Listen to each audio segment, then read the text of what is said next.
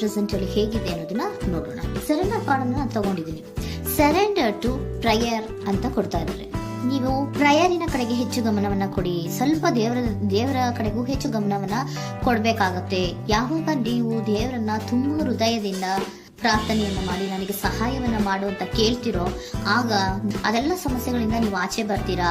ಮಾಡೋದ್ರಿಂದ, ದೇವರನ್ನ ನೀವು ಧ್ಯಾನ ಮಾಡೋದ್ರಿಂದ ನಿಮ್ಗೆ ಏನ್ ಸಿಗುತ್ತೆ, ಯಾವುದೇ ರೀತಿಯ ಗೊಂದಲಗಳಿಗೆ ಅಥವಾ ಯಾವುದೇ ರೀತಿಯ ಸಮಸ್ಯೆಗಳು ನಿಮ್ಮಲ್ಲಿ ಇದ್ರೂ ನಿಮ್ಮ ಲವ್ ಲೈಫಿನ ವಿಚಾರವಾಗಿ ನಿಮ್ಗೆ ಆನ್ಸರ್ಗಳು ಸಿಗುತ್ತೆ, ಮತ್ತೆ ಸಪೋರ್ಟ್ ಕೂಡ ನಿಮ್ಗೆ ದೇವ್ರ ಕಡೆಯಿಂದ ಸಿಗುತ್ತೆ ಅನ್ನುವಂತಹದ್ದು ನಿಮ್ಗೆ ಹೇಳ್ತಾ ಇದ್ದಾರೆ. ಅಟ್ ಪ್ರೆಸೆಂಟ್ ಅಲ್ಲಿ ಲವ್ ಸಿಚುಯೇಷನ್ ನಿಮ್ಗೆ ಬಾಟಮ್ ಆಫ್ ದ ಡಕ್ ಬಂದಿರುವಂತಹದ್ದು ರೆಫ್ಯೂಸಿಂಗ್ ಆಫರ್. ಯಾವುದೋ ಕೆಲವೊಂದು ನಿಮ್ಮ ಲವ್ ಲೈಫಿನ ವಿಚಾರವಾಗಿ ಆಫರ್ಗಳನ್ನ ರೆಫ್ಯೂಸ್ ಮಾಡ್ತಾ ಇರುವಂತಹದ್ದು ಅಥವಾ ಮಿಸ್ಡ್ ಆಪರ್ಚುನಿಟಿ ಅನ್ನುವಂತಹದ್ದು ರೆಪ್ರೆಸೆಂಟ್ ಆಗ್ತಾ ಇದೆ. ಯಾಕೋ ನೀವು ಮಿಸ್ ಮಾಡ್ಕೋತಾ ಇದ್ದೀರಾ ಕೆಲವೊಂದು ಆಫರ್ಸ್ ಗಳನ್ನ ಅನ್ನುವಂಥದ್ದು ರೆಪ್ರೆಸೆಂಟ್ ಆಗ್ತಾ ಇದೆ.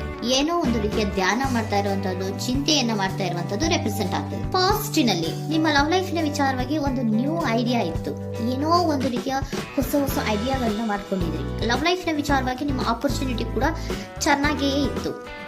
ಆದ್ರೆ ನಿಮ್ಮ ಲವ್ ಲೈಫಿನ ವಿಚಾರದಲ್ಲಿ ಕಿಂಗ್ ಆಫ್ ಸೋರ್ಸ್, ನೀವೇನನ್ನ ನಿಮ್ಮ ಲವ್ ಲೈಫಿನ ವಿಚಾರವಾಗಿ ಏನನ್ನ ಎಕ್ಸ್ಪೆಕ್ಟ್ ಮಾಡಿದೀರಾ ಪಾಸ್ಟಿನಲ್ಲಿ ಅಂದ್ರೆ, ಲವ್ ಲೈಫಿನಲ್ಲಿ ಒಂದು ಕ್ಲಿಯರ್ ಇರಬೇಕು, ಕ್ಲಾರಿಟಿ ಇರಬೇಕು, ಮತ್ತೆ ಯಾವುದೇ ವಿಚಾರ ಕೂಡ ನಿಮ್ಮ ಲವ್ ಲೈಫಿನ ವಿಚಾರದಲ್ಲಿ ಮುಚ್ಚುಮರೆ ಅನ್ನೋದು ಇರಬಾರ್ದು. ಸ್ಪಷ್ಟವಾಗಿರ್ಬೇಕು, ಸ್ಪಷ್ಟವಾಗಿ ಹೇಳ್ಬೇಕು, ಏನ್ ಹೇಳ್ಬೇಕೋ ಅದು ಸ್ಪಷ್ಟವಾಗಿ ಹೇಳ್ಬೇಕು ಅನ್ನುವಂತಹದ್ದು ಎಕ್ಸ್ಪೆಕ್ಟ್ ಮಾಡುವಂತಹದ್ದು ಪ್ರೀತಿಯ ವಿಚಾರದಲ್ಲಿ. ಮತ್ತೆ ಕ್ಲಿಯರ್ ಆಗಿರ್ಬೇಕು. ಏನು ಅಂದ್ರೆ ನಿಮ್ಮ ಲವ್ ಲೈಫಿನಲ್ಲಿ ಒಂದು ಸ್ಟ್ರಾಂಗ್ ಆಗಿರ್ಬೇಕು, ಸ್ಟ್ರಾಂಗ್ ಬಾಂಡೇಜ್ ಇರಬೇಕು, ಮತ್ತೆ ಯಾವುದೇ ರೀತಿಯ ಚೈಲ್ಡಿಶ್ ಬಿಹೇವಿಯರ್ ಅನ್ನ ಮಾಡಬಾರ್ದು ಅನ್ನೋ ಪಾಸ್ಟಿನಲ್ಲಿ ನೀವು ಎಕ್ಸ್ಪೆಕ್ಟ್ ಮಾಡಿರೋಂಥದ್ದು ರೆಪ್ರೆಸೆಂಟ್ ಆಗ್ತಾ ಇದೆ. ನೀವು ಅದೆಲ್ಲ ಎಕ್ಸ್ಪೆಕ್ಟ್ ಮಾಡಿದಾಗ ಯಾವಾಗ ನಿಮ್ಗೆ ಅದು ಸರಿ ಹೋಗಲ್ಲ ಅನಿಸ್ತೋ ಆಗ ನೀವು ಪ್ರೀತಿಯಿಂದ ಮುಂದೆ ಬಂದಿರುವಂತಹದ್ದು ಬಿಟ್ಟು ಮುಂದೆ ಬಂದಿರುವಂತಹದ್ದು ರೆಪ್ರೆಸೆಂಟ್ ಆಗ್ತದೆ. ಮೋಸ್ಟ್ ಪ್ರಾಬಬಲಿ ನಿಮ್ಮ ಕೆಲವೊಬ್ಬರಿಗೆ ಈಗ ಆಲ್ರೆಡಿ ಕೆಲವೊಂದು ರೀತಿಯ ಬ್ರೇಕಪ್ ಗಳು ಆಗಿರಬಹುದು, ಕಮ್ಯುನಿಕೇಶನ್ ಇಲ್ಲದೆ ಇರುವಂತಹದ್ದು ರೆಪ್ರೆಸೆಂಟ್ ಆಗ್ತಾ ಇದೆ. ಮೋಸ್ಟ್ ಪ್ರಾಬಬಲಿ ನೀವು ಇವಾಗ ಇಬ್ರು ಕೂಡ ನೀವು ಮಾತಾಡದೆ ಇರುವಂತಹದ್ದು ರೆಪ್ರೆಸೆಂಟ್ ಆಗ್ತಾ ಇದೆ. ಸೊ ಯಾವುದೇ ರೀತಿಯ ಕಾಂಟ್ಯಾಕ್ಟ್ ಅಲ್ಲಿ ಇಲ್ಲದೆ ಇರುವಂತಹದ್ದು ರೆಪ್ರೆಸೆಂಟ್ ಆಗ್ತಾ ಇದೆ. ನೋಡಿ, ಮುಂದೆ ಮುಂದೆ ಬರ್ತಾ ಇರುವಂತಹದ್ದು ರೆಪ್ರೆಸೆಂಟ್ ಆಗ್ತಾ ಇದೆ. ಯಾಕೋ ತುಂಬಾ ಬೇಜಾರಲ್ಲಿ ಇರುವಂತಹದ್ದು. ಪಾಸ್ಟಿನಲ್ಲಿ ಕೂಡ ನೀವು ಲವ್ ಲೈಫಿನ ವಿಚಾರವಾಗಿ ಕೆಲವೊಬ್ರು ಬೇಜಾರಲ್ಲಿ ಇರುವಂತಹದ್ದು ರೆಪ್ರೆಸೆಂಟ್ ಆಗ್ತಾ ಇದೆ. ಯಾಕೋ ಕ್ಲಾರಿಟಿ ಇಲ್ಲ, ಕ್ಲಿಯರ್ ಆಗಿರ್ಬೇಕು, ಸ್ಪಷ್ಟವಾಗಿರ್ಬೇಕು. ಏನ್ ಮಾತಾಡಿದ್ರು ಅದರಲ್ಲಿ ಯಾವುದೇ ರೀತಿಯ ಮುಚ್ಚುಮರೆ ಇರಬಾರ್ದು ಅನ್ನೋದು ನೀವು ಎಕ್ಸ್ಪೆಕ್ಟ್ ಮಾಡುವಂತಹದ್ದು. ಪಾಸ್ಟಿನಲ್ಲಿ ಕೂಡ ನಿಮ್ಗೆ ಸ್ವಲ್ಪ ಬೇಜಾರುಗಳಾಗಿರುವಂತಹದ್ದು ರೆಪ್ರೆಸೆಂಟ್ ಆಗ್ತಾ ಇದೆ. ಅಟ್ ಪ್ರೆಸೆಂಟಿನಲ್ಲಿ moon card, 9 of swords, 6 of swords ಬಂದಿದೆ. ಮೂನ್ ಕಾರ್ಡ್ ಏನನ್ನ ರೆಪ್ರೆಸೆಂಟ್ ಮಾಡುತ್ತೆ? ಇಲ್ಯೂಷನ್ ಅನ್ನ ರೆಪ್ರೆಸೆಂಟ್ ಮಾಡುತ್ತೆ, ಕೆಲವೊಂದು ರೀತಿಯ ಭ್ರಮೆಗಳನ್ನ ರೆಪ್ರೆಸೆಂಟ್ ಮಾಡುತ್ತೆ, ಆತಂಕಗಳನ್ನ ರೆಪ್ರೆಸೆಂಟ್ ಮಾಡುತ್ತೆ. ಮತ್ತೆ ನಿಮ್ಮ ಲವ್ ಲೈಫಿನ ವಿಚಾರದಲ್ಲಿ ಯಾವುದೇ ರೀತಿಯ ಸ್ಥಿರವಾಗಿ ಇಲ್ಲ, ಯಾವುದು ಕರೆಕ್ಟ್ ಆಗಿ ಇಲ್ಲದೆ ಇರುವಂತಹದ್ದು ನಿಮ್ಗೆ ರೆಪ್ರೆಸೆಂಟ್ ಆಗ್ತಾ ಇದೆ. ನೆಕ್ಸ್ಟ್ ಕಾರ್ಡ್ ಏನ್ ಬಂದಿದೆ? ಸೆಕೆಂಡ್ ಕಾರ್ಡ್ 9 ಆಫ್ ಸೋರ್ಡ್ಸ್ ಬಂದಿದೆ. ಇದರಲ್ಲೂ ಕೂಡ ನಿಮ್ಗೆ ಆತಂಕ ಇತ್ತು, ಇದರಲ್ಲೂ ಕೂಡ ಆತಂಕ ಇದೆ, ಭಯ ಇದೆ, ಕರೆಕ್ಟ್ ಆಗಿ ನೀವು ನಿದ್ರೆ ಮಾಡ್ತಾ ಇಲ್ಲ, ಯೋಚನೆ ಮಾಡ್ತಾ ಇರುವಂತಹದ್ದು ಈ ಎರಡೂ ಕಾರ್ಡ್ಗಳಲ್ಲೂ ರೆಪ್ರೆಸೆಂಟ್ ಆಗ್ತದೆ. ಇದರಲ್ಲೂ ಆತಂಕಗಳಿದೆ, ಇದರಲ್ಲೂ ಆತಂಕ. ಅಟ್ ಪ್ರೆಸೆಂಟಿನಲ್ಲಿ ಕೆಲವೊಂದು ರೀತಿಯ ವಿಚಾರಗಳಲ್ಲಿ ಭಯವನ್ನ ಪಡ್ತಾ ಇರುವಂತಹದ್ದು ರೆಪ್ರೆಸೆಂಟ್ ಆಗ್ತಾ ಇದೆ.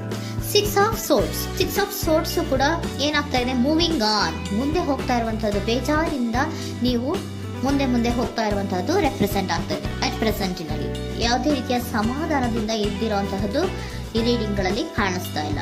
ಓಕೆನಾ? ಟೇಕ್ ಇಟ್ ರೆಸೋನೇಟ್, ನಿಮ್ಗೆ ರೆಸೋನೇಟ್ ಆದ್ರೆ ಮಾತ್ರ ತಗೊಳ್ಳಿ. ನೆಕ್ಸ್ಟ್ ಕಾರ್ಡ್ ಇಮಿಡಿಯೇಟ್ ಫ್ಯೂಚರ್ ನ ಬಗ್ಗೆ ನೋಡೋದಾದ್ರೆ ನೈಟ್ ಆಫ್ ಸೋರ್ಡ್ಸ್ ಬಂದಿದೆ.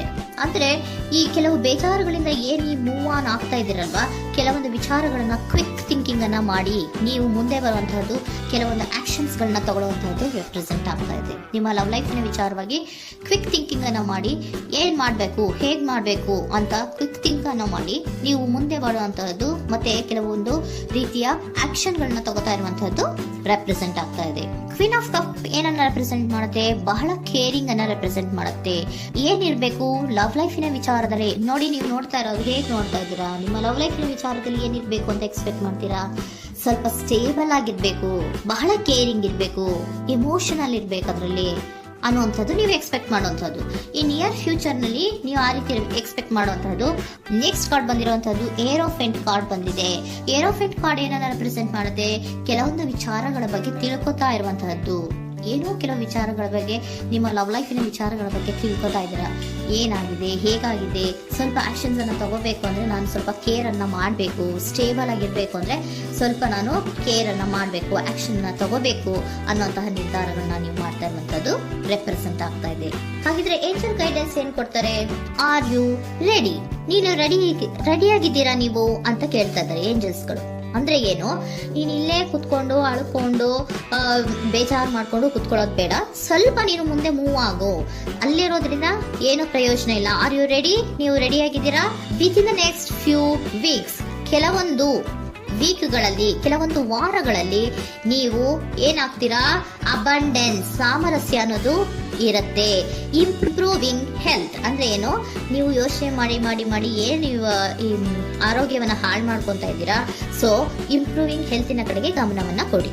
ಆತಂಕವನ್ನ ಮಾಡ್ಕೊಂಡು ಭಯವನ್ನ ಪಡ್ಕೊಂಡು ಮುಂದೆ ಹೋಗ್ಬೇಕಲ್ಲ ಅಂತ ನೀವು ದಿನ ಹೆಂಗೆ ಕಾಲವನ್ನ ಮುಂದೆ ಹಾಕ್ತಾ ಇದ್ರೋ, ಅದಕ್ಕೆ ಏನ್ ಹೇಳ್ತಾ ಇದ್ದಾರೆ? Are you ready? ಮುಂದೆ ಬರೋದಕ್ಕೆ ನೀನ್ ರೆಡಿ ಆಗು. ಅಲ್ಲೇ ಕೂತಿರೋದ್ರಿಂದ ಯಾವುದೇ ರೀತಿಯ ಪ್ರಯೋಜನ ಇಲ್ಲ. ಸ್ವಲ್ಪ ನಿಮ್ಮ ಹೆಲ್ತಿನ ಕಡೆಗೆ ಗಮನವನ್ನ ಕೊಡಿ. ಸಮೃದ್ಧಿ ಅನ್ನೋದು ಬಂದೇ ಬರುತ್ತೆ, ಸಾಮರಸ್ಯ ಅನ್ನೋದು ಇದ್ದೇ ಇರುತ್ತೆ ಅನ್ನೋದು ಹೇಳ್ತಾ ಇದ್ದಾರೆ.